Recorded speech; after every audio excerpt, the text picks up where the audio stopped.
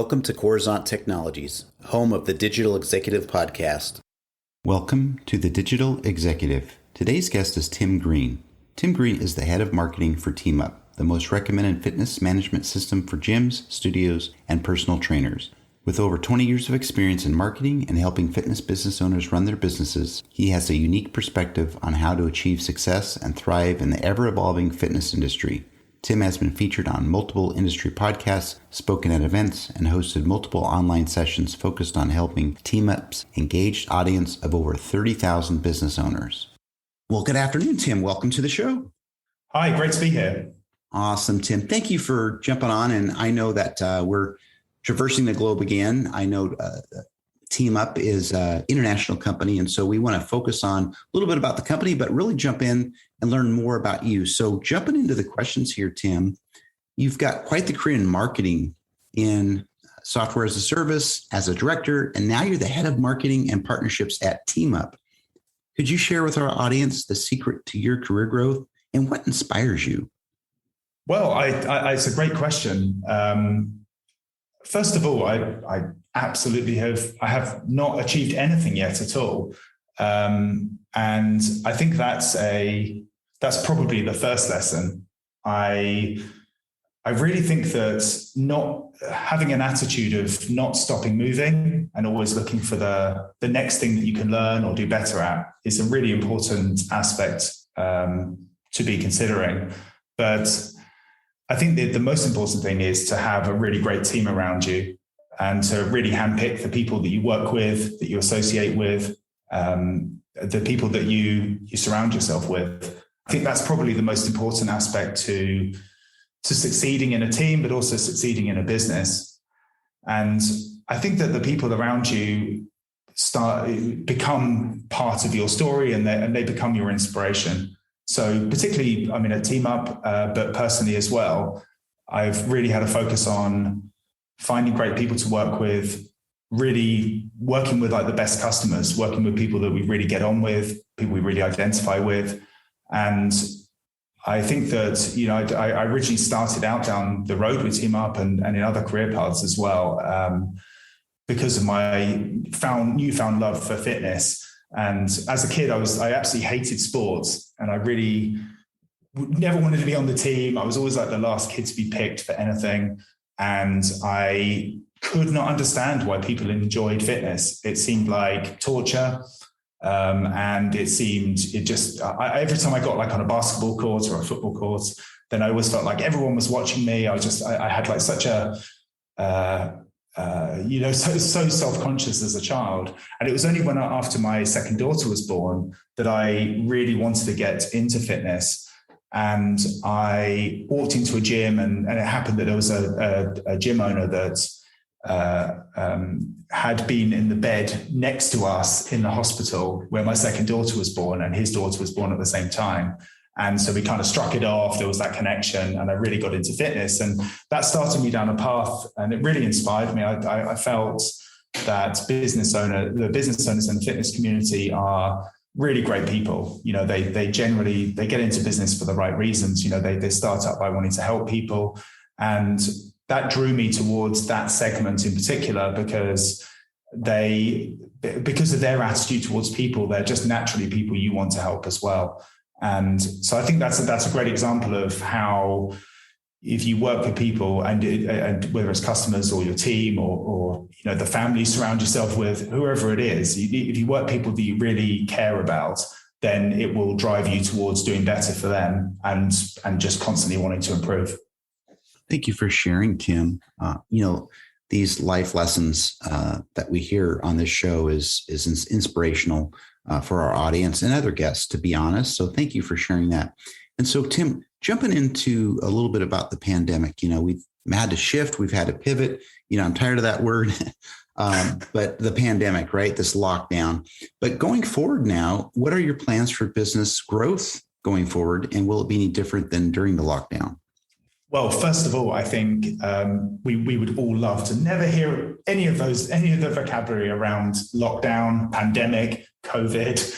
ever again. So here's my request to the world for those words to disappear. But the really interesting thing with TeamUp is that we are actually a fully remote company, and we've been fully remote for 10 years. So we actually really noticed very little difference as a team. Like during the lockdown, because everybody works from home, there were no transport issues. Because the team was fully distributed, it meant that we have had incidences of COVID, among the team at different times. But there was never a time when, okay, that's going to bring the whole office down or a whole team down. So we've really managed to traverse it like quite effectively in that sense. In terms of like business growth, it has been a very strange time because a lot of our customers have had to completely pivot their businesses during this time. So whether it's a large format class, group fitness class, suddenly it has to have a reduced class size, or the venue they previously taught at was closed down or was unable to offer services due to some new regulation. There's been just a whole list of challenges, but the main thing is that we've tried to respond by introducing new features, different support mechanisms, increasing help for business owners. But we've really had to like focus on surrounding them with the kind of the support mechanisms they need to be able to go forward. So if anything, our growth has increased a lot due to the pandemic, because there's been a lot of business owners who suddenly needed more help and more support with their business. And so along those lines, like it's really opened up a lot of new possibilities in terms of online technologies and different ways for these businesses to grow. So I think we're just doing what we've always done, which is to offer the best service we can, and also to respond to the changing market needs. It's just been slightly more accelerated over the last couple of years. Thank you for sharing, and you shared some great examples of how you've navigated, especially with your staff, during the pandemic. So thank you. So Tim, switching gears, we're a digital publication focused on technology, and we're also built on emerging tech. We're built on the blockchain now, but let's talk about technology. You're obviously leveraging some new and emerging technologies within your business. Is there anything you might be able to share with us today?